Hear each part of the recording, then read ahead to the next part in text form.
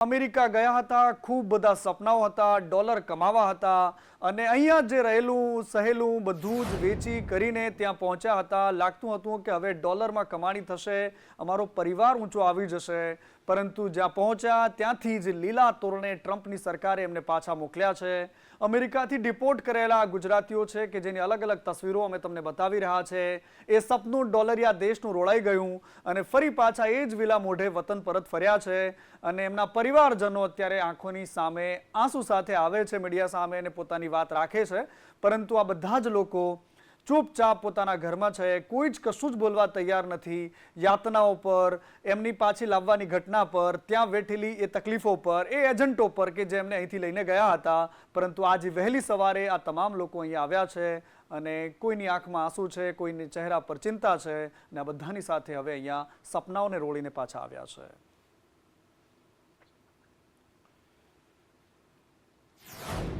જયેશ રામી એ Viramgam police સમક્ષ હાજર થયો. જયેશ રામી પત્ની સાથે અમેરિકા ગયો હતો. 40 દિવસ પહેલા જ જૂના ડીસાથી અમેરિકા ગયા હતા. એના ટ્રાવેલ્સ એજન્ટ સાથે એનો સંપર્ક થયો હતો. ટ્રાવેલ્સ એજન્ટ અને મળ્યા હતા અને ત્યારબાદ અમેરિકા જવાનો આખો પ્લાન કર્યો.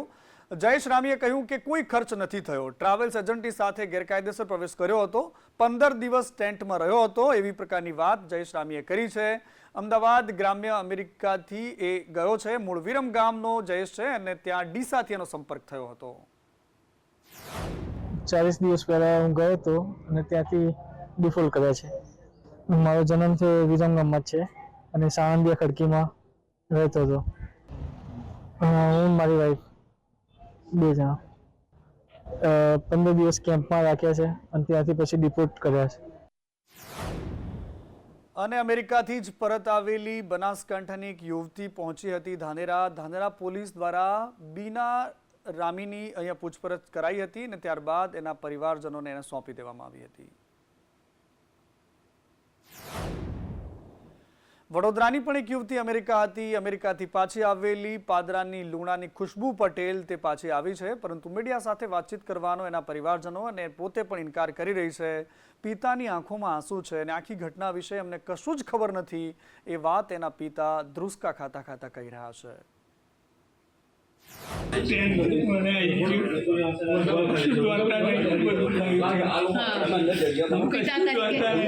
પિતા તરીકે કેટલું શાંતિ લાગી રહી છે? પિતા તરીકે કેટલી શાંતિ લાગી રહી છે?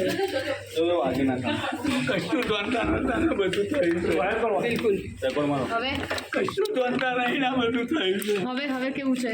મને સારું લાગ્યું.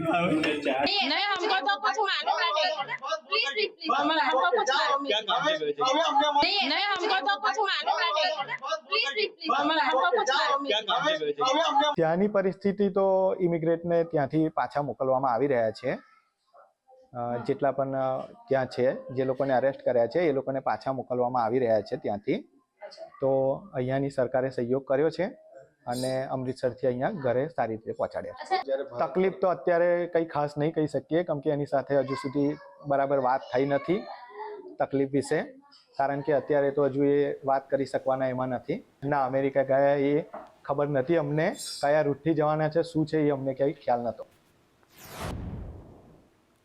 અને આ તરફ અલગ અલગ શહેરોને મહાનગર બનાવી દેવામાં આવ્યા છે, પરંતુ કચ્છનું મોટું શહેર ભુજ છે અને મહાનગરપાલિકાનો દરજ્જો આપવા માટેની માંગ છેલ્લા ઘણા સમયથી કરવામાં આવી રહી છે. ત્યારે Bhuj chamber of commerce and ઇન્ડસ્ટ્રીઝના ફેડરેશને મુખ્યમંત્રીને પત્ર લખ્યો છે અને ભુજને મહાનગરપાલિકાનો દરજ્જો મળે તે માટેની રજૂઆત કરી છે. ભૂકંપ પહેલા ભુજ માત્ર 6 કિલોમીટરમાં હતું, જે આજે 56 કિલોમીટર વિસ્તારમાં વધવાની સાથે સાથે પ્રવાસનનો પણ વિકાસ થયો છે. ભુજને મહાનગરપાલિકા બનાવવા માટેની માંગ ઉઠી છે. સિટીની દ્રષ્ટિએ પણ ભુજ એક મહાનગર બની ગયું છે. અત્યારે ભુજ નાનું સિટી નથી રહ્યું, તો મહાનગર બની ગયું છે એટલે સમસ્યાઓ એટલી બધી અત્યારે છે કે નગરપાલિકાનો જે ક્રાઇટેરિયા છે એ મર્યાદિત છે. ખરેખર હવે અન્યાય છે. જે રીતે ભુજ ડેવલપ થઈ રહ્યું છે અને પ્રથમથી એક કચ્છની રાજધાની કહેવાય અને ટુરિસ્ટ હબ પણ બન્યું છે, માનનીય વડાપ્રધાન શ્રી જ્યારે સેન્ટ્રલમાં ભુજને લઈ આવ્યા છે ત્યારે, અને ખાસ કરીને જ્યારે ભુજ નગરપાલિકાના સંદર્ભમાં એટલી બધી ફરિયાદો છે અને પોતે ભુજ નગરપાલિકા પોતે પણ સ્વીકારે છે કે નગરપાલિકામાં કન્વર્ટ થવી જોઈએ, ત્યારે આ માંગ પહેલી સંતોષાવી જોઈતી હતી. ભુજ મહાનગરપાલિકા મેળવવા માટે હકદાર છે, અને ભુજ જ્યારે હકદાર છે ત્યારે ભુજને હંમેશા પાછળ રાખી દેવામાં આવે છે, એ વસ્તુ બરાબર નથી, એટલે એના માટે લડત છે. કોઈને મહાનગરમાં જવું છે, કોઈને સમાવ્યા છે તો એનો વિરોધ થઈ રહ્યો છે. વાપી મહાનગરપાલિકામાં ગામડાઓનો સમાવેશ ન કરવાની માંગ સાથે આજે પારડીમાં ધારાસભ્ય સહિતના કોંગ્રેસના નેતાઓએ વિરોધ કર્યો.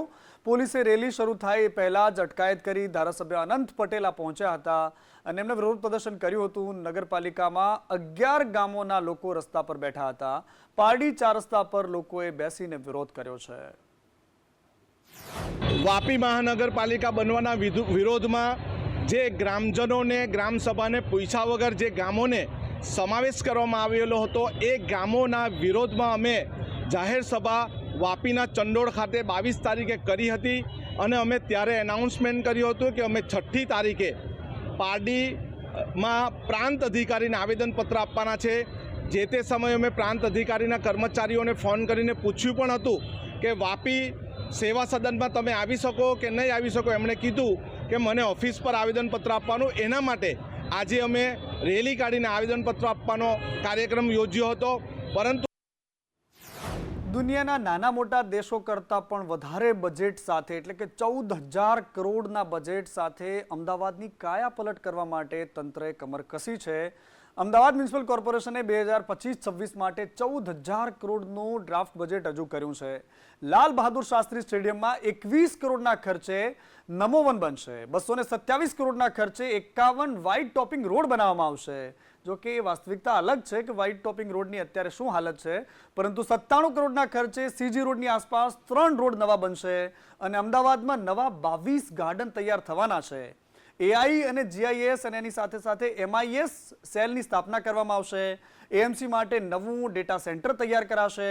ભદ્ર પ્લાઝા, જે તમે લાલ દરવાજા જોયું હશે, એ પરિસરને પણ રીડેવલપ કરવા માટે 10 કરોડ રૂપિયા ફાળવ્યા છે.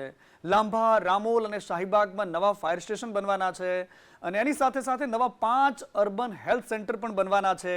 SVP ખાતે એક નવું સ્પોર્ટ્સ સાયન્સ સેન્ટર બનવાનું છે. રિવરફ્રન્ટ ઇન્દિરા બ્રિજ સુધીના વિકસાવવાની તૈયારી છે, એના માટે 1000 કરોડ ફાળવવામાં આવ્યા છે. અને કાંકરિયામાં હવે તમે જે ટોય ટ્રેન જોવો છો, એની સાથે સાથે 2 ટોય ટ્રેન જોવા મળશે નવી. અને અમદાવાદમાં વધારે 5 રેલવે બ્રિજ તૈયાર થશે. ચીમનભાઈ બ્રિજને પણ પહોળો કરવામાં આવશે. અસારવા કાલુપુર નો જે રેલવે ઓવરબ્રિજ છે એને રિકન્સ્ટ્રક્શન થશે. સારંગપુરનો રેલવે ઓવરબ્રિજ છે એ પણ રિકન્સ્ટ્રક્ટ થશે. અને અમદાવાદ બોટાદ રેલવે લાઇન પર ફ્લાય ઓવરબ્રિજ બનવાનો છે. અમદાવાદમાં વધારે નવા ઓવરબ્રિજ અને 5 અંડરબ્રિજ પણ બનવાના છે. સિલ્વર સ્ટાર 4 રસ્તા પર ફ્લાયઓવર બ્રિજ બનવાનો છે.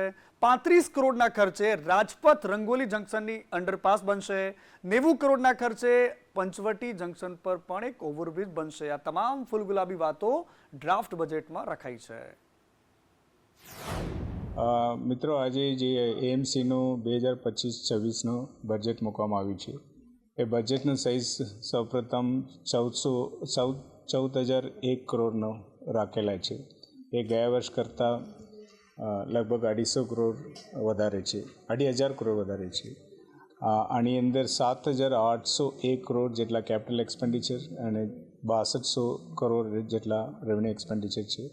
એ પણ કેપિટલ એક્સપેન્ડિચર ગયા વર્ષ કરતાં, એટલે જો કરંટ વર્ષ કરતાં 2,000 કરોડ વધારે સૂચવવામાં આવ્યું છે. અને આણંદની ખંભાત નગરપાલિકામાં આજે પણ હોબાળો થયો. સામાન્ય સભા દરમિયાન નગરપાલિકામાં હોબાળો થયો હતો. 5 મિનિટમાં સભાને આટોપી દેવામાં આવતા કોંગ્રેસે હોબાળો કર્યો. સત્તાધારી પક્ષની મનમાનીનો કોંગ્રેસે આરોપ લગાવ્યો અને ચર્ચા વિના જ બહુમતીના જોરે એજન્ડા મંજૂર કરાતા હોવાની પણ વાત સામે આવી. કોંગ્રેસ નગરપાલિકાના પ્રમુખની ઓડિયો ક્લિપ પણ જાહેર થઈ છે.